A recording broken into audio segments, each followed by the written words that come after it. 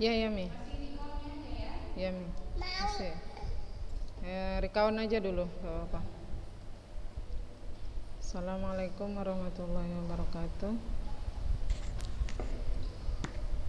Waalaikumsalam warahmatullahi wabarakatuh. Kok pelan suaranya? Halo? Tes. Dengar suara saja, Kak? Pelan ya? Dengar. Oh, Dengar iya. Rasul. Sip. Iya. Jadi kira-kira kapan kita ulangan semester 6-nya? Bulan April. Iya, Mi. Ulangan semester 6 bulan April. Hah? Tanggal 29. Hari Senin. Iya, susah. Senin depan ya. Oh. Oh ya, oke. Jadi if I'm not mistaken, next week we will not have class, ya kan? Minggu depan kita nggak ada kelas ya, karena tanggal 27 itu bagi rapot. Umi, tanggal 27 bagi rapot UTS, PTS 2 nggak masuk? Masuk juga?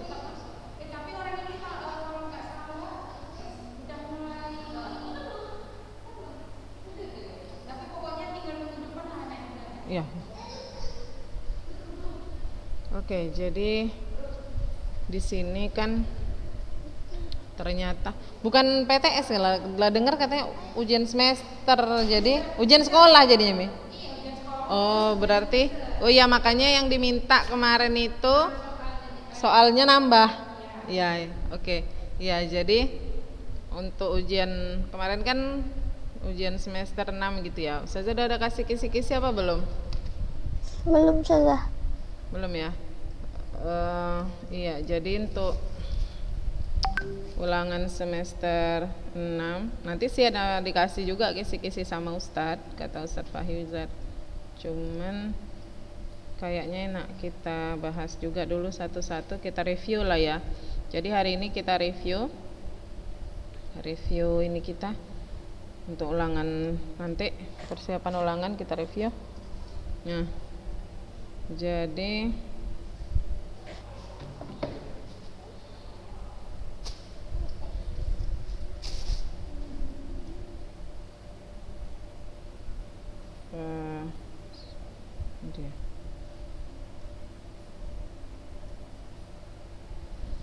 untuk ulangan ujian sekolah lah ya, jadinya namanya jadi ujian sekolah, cuman dia nggak banyak. Jadi ada 8 soal.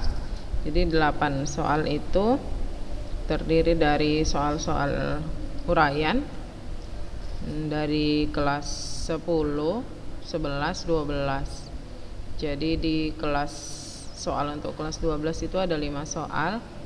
Kemudian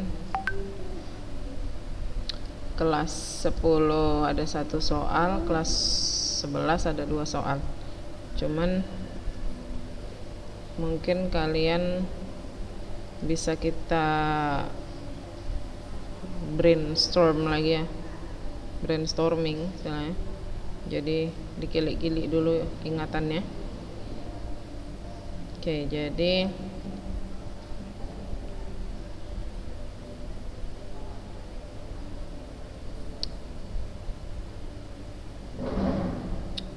untuk soal kelas 12-nya nanti yang saya kasih adalah procedural.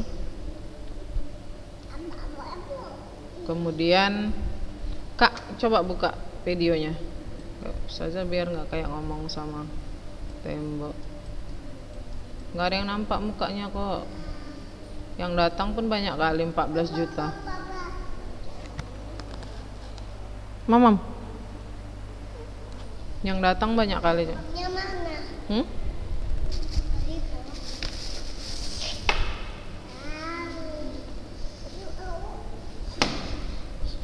Nggak terbuka, nggak bisa dibuka. Punya adik nak, punya adik.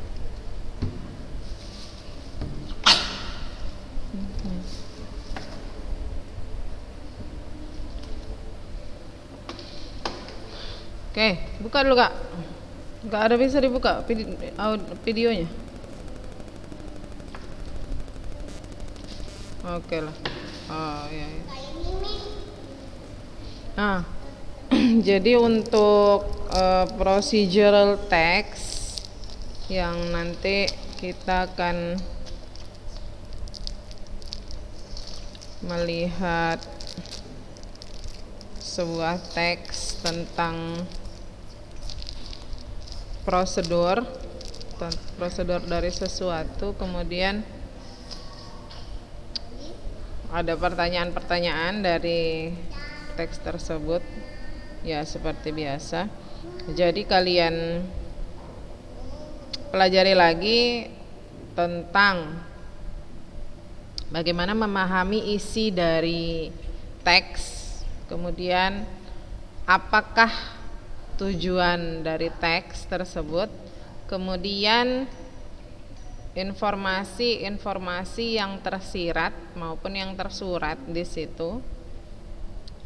Jadi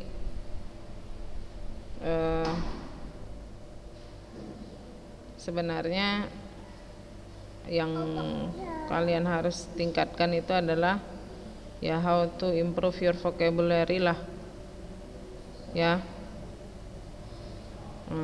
Setelah itu, oh iya, untuk prosedurnya Ustazah kasih manual sama respi juga ada, respi ada, manual ada. Kemudian kalian fokus ke yang itu tadi, purpose ya Kak, tujuan. Kemudian generic structure. Kemudian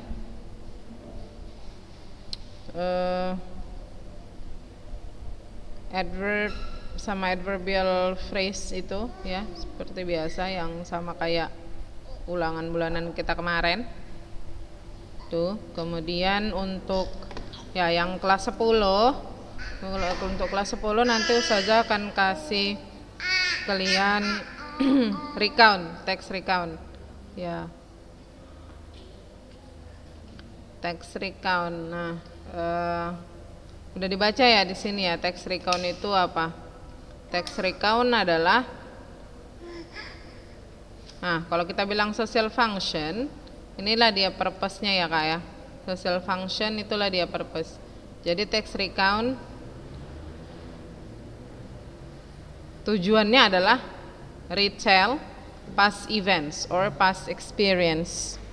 Kita retell, menceritakan kembali past events, kejadian-kejadian yang sudah lewat atau pengalaman-pengalaman yang sudah lewat, in the order they happened. Jadi sesuai ya dengan aturan kejadian, dengan urutan kejadian gitu.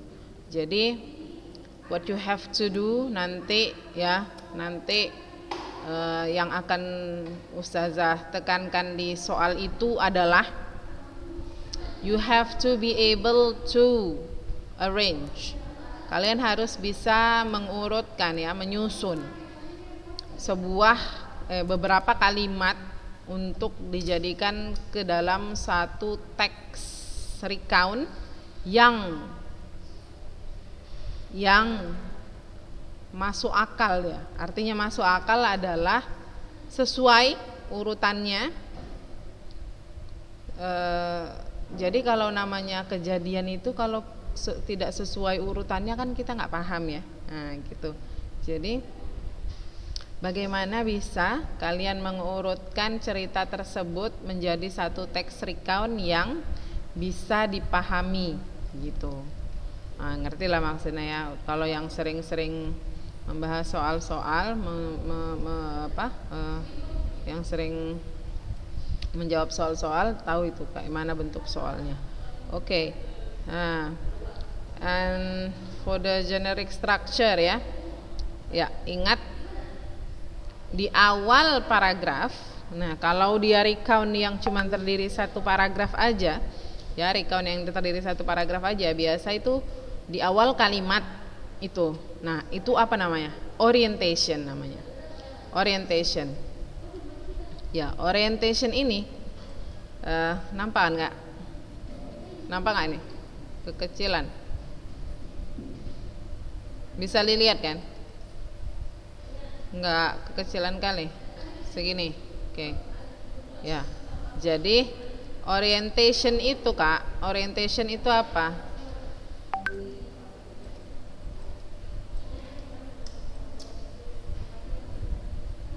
Ya, kebesaran kali kayaknya di apa? Kita kecilin lagi. Orientation. Ya, kalau kita belajar tentang naratif juga ada orientation. Orientation itu adalah the parts that introduce the scenes. Dia adalah bagian yang memperkenalkan scene. Scene bahasa Indonesianya apa kita bilang? Apa ya bahasa Indonesianya? Scene. Ada yang tahu? Kak, buka apa kameranya? Ustazah kayak ngomong-ngomong sama tembok kayak gitu. Jadi sama kayak ini. Jadi sama kayak apa kita? Apa istilahnya itu? Kayak rekaman aja bagusan Ustazah. Adegan ya, scene adegan ya. Jadi bagian yang memperkenalkan adegan atau cerita ya, cerita. Emang nggak bisa ya? Memang kurang bagus ya? Lagi kurang bagus jaringan? Iya ya, tertutup, terbuka, tertutup gitu dia. Keluar mas. Oke lah. Nyakit tuh saja buka yang nampak aja ya. Biar kayak nggak ngomong sama tembok. Oke. Nah, itu reorientation. Kemudian ya Kak, yang selanjutnya itu adalah events. Nah, situ adalah rangkaian cerita. Jadi di events itu ya, kalian perhatikan berurutan. Jadi setelah ini, setelah ini kejadiannya seperti ini gitu. Nah, kalau bagi kalian yang suka baca cerita, I think it's easy.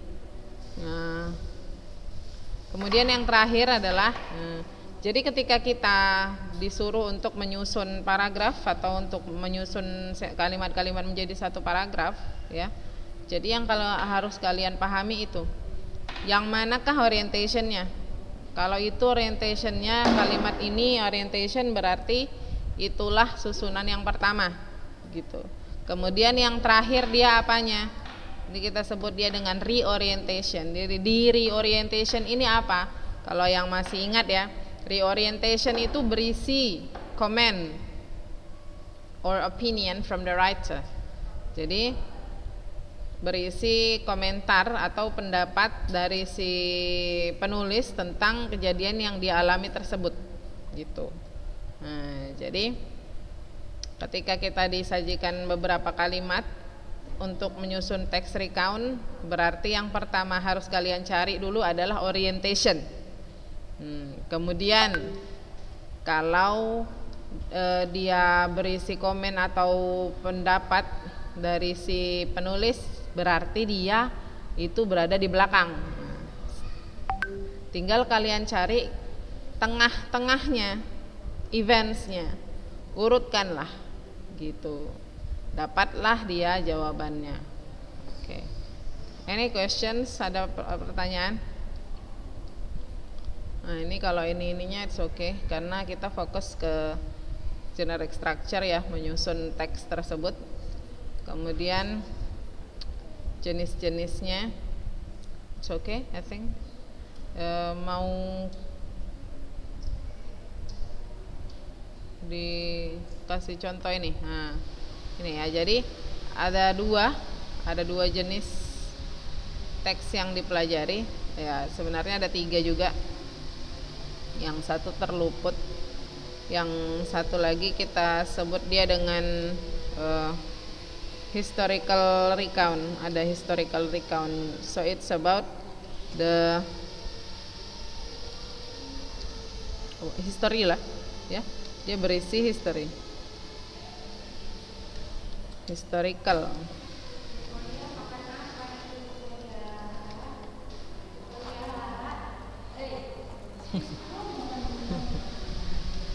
Historical recount namanya gitu. Nah, kalau dari namanya kita bilang history ya, artinya adalah sejarah ya. Jadi recount yang berisi tentang sejarah. Kita udah belajar waktu di kelas 10 ya, ada about pertempuran Surabaya itu ya. Ya, apa namanya itu? Pertempuran Surabaya itu yang tanggal 10 November ya. That's it. Oke. Nah, ini tapi yang akan kita kasih di situ adalah personal recount, yaitu tentang pengalaman pribadi gitu. For example like this. This is an example of personal recount ya. I love spicy food so much. I love spicy food so much. Until 1 week ago I got very sick because of spicy food. Saya sangat menyukai makanan pedas sampai 1 minggu yang lalu aku sakit parah karena makanan pedas.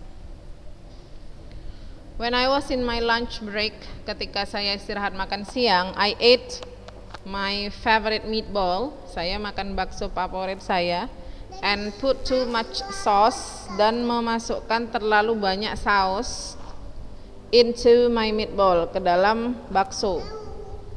After I finish my lunch, setelah saya selesai makan siang,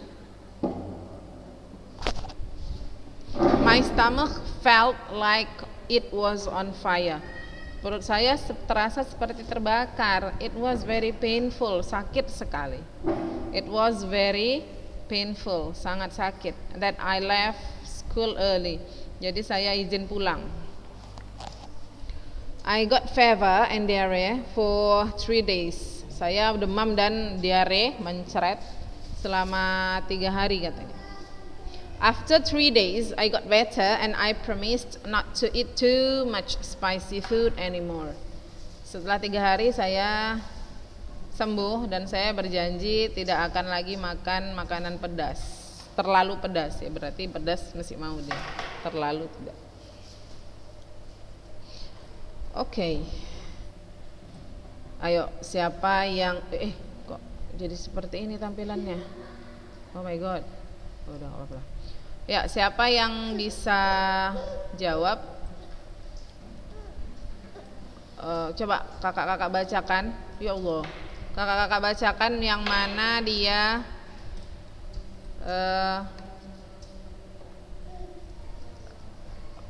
yang pertama apa nih? Orientation. Orientationnya yang mana? Siapa yang mau bacakan? I love spicy food so much. Ya. Ini satu paragraf nih dia. Jadi gini dia. Oke. Nah, like this actually. Jadi satu paragraf ini cuma terdiri dari 2 kalimat ya. Jadi yang orientation yang mana, Kak? I love spicy food so much. Ya. Until 1 week ago I got very sick because of Yes, spicy very food. good. Ya, ini dia orientationnya. Ya, jadi ini dia orientation.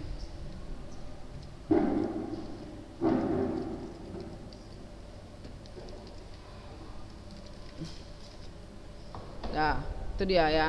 Ini orientation. Habis itu eventsnya yang dari mana ke mana? Yang lain lah. Come on. Yang lain. Najlah. Yang mana eventsnya, Kak? Ayo kita mau explanation lagi. Explanation panjang nih ceritanya. Lebih penting nih, lebih banyak. Come on. Oi, yang lain lah, cepat. Kok takut? Jangan takut, Ustazah kan gak gigit. Gak sampai pun Ustazah menggigitkan kalian jauh. Ardea.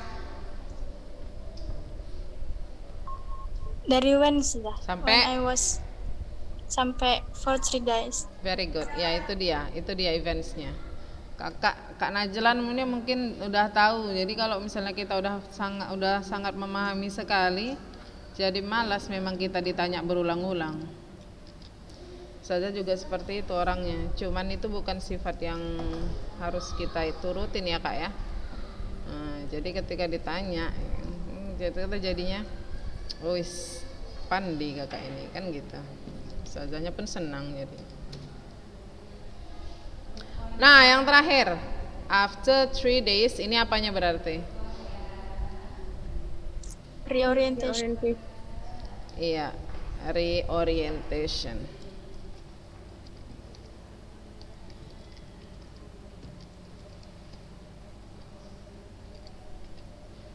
Ini dia reorientation, very good.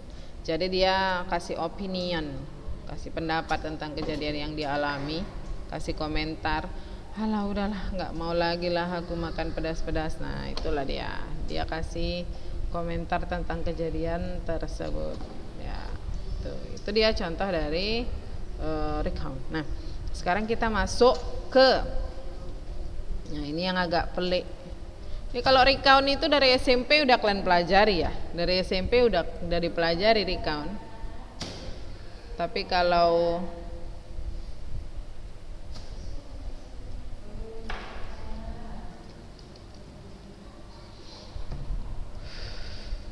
explanation ini, I think you got this when you are grade 11, right?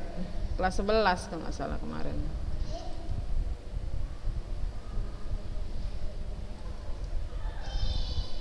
Can you see this? Bisa nampak explanationnya?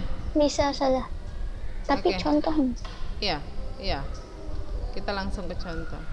Ada catatannya sama kakak-kakak kan? Kelas 11. Kalian buka lah lagi buku kelas 11. Nah, jadi kan udah saya spesifikkan kan? Udah spesifikkan seperti ini, so you tinggal belajar. Itu dia. So, my question is, what is the text about? What is the text about? Tentang apa nih? Recycling. What is recycling? Daur ulang. Ya. Kak Maimah.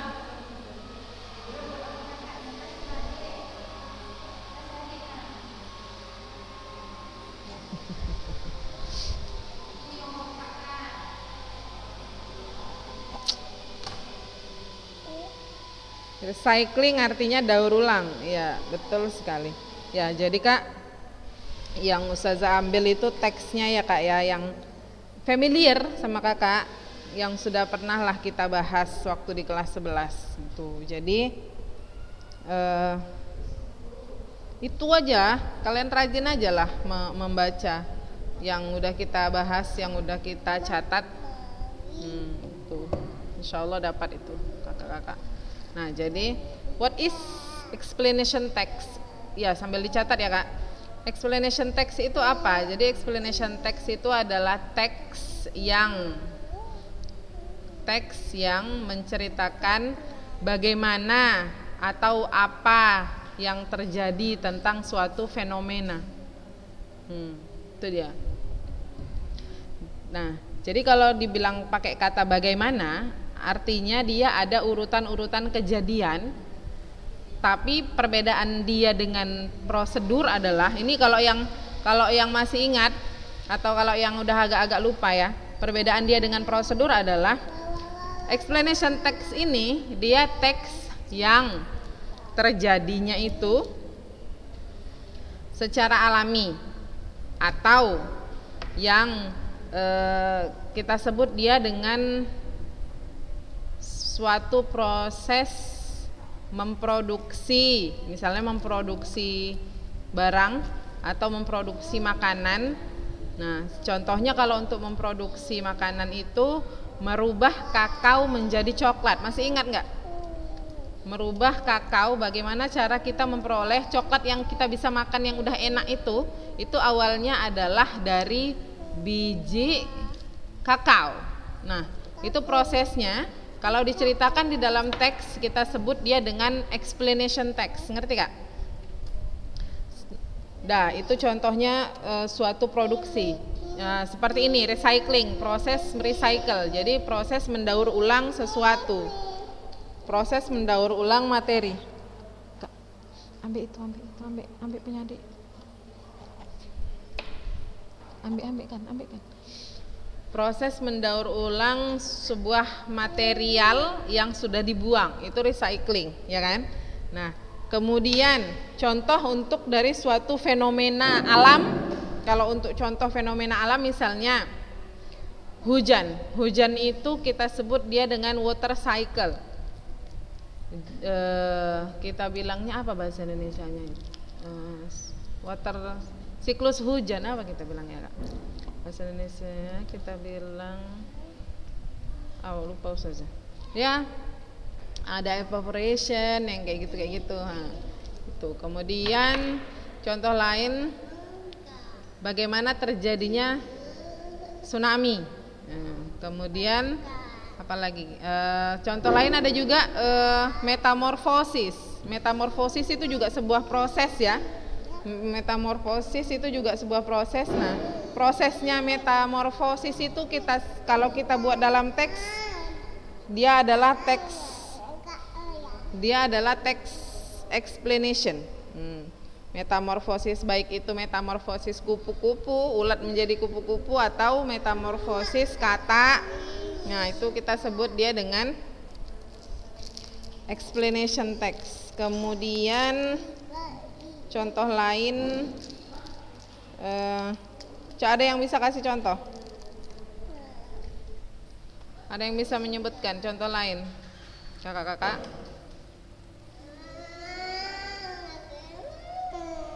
Yang sudah pernah kita bahas dulu.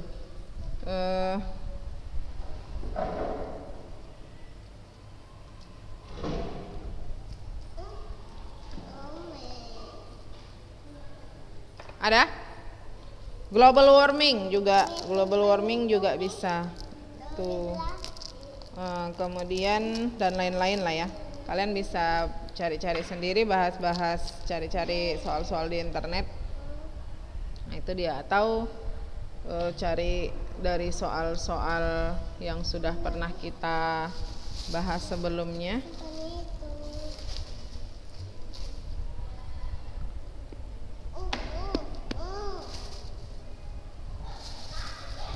Ya, I think that's all for today. Sudah habis waktu kita, ya.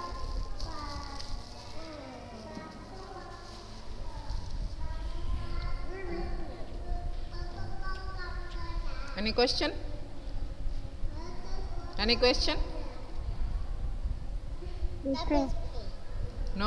question?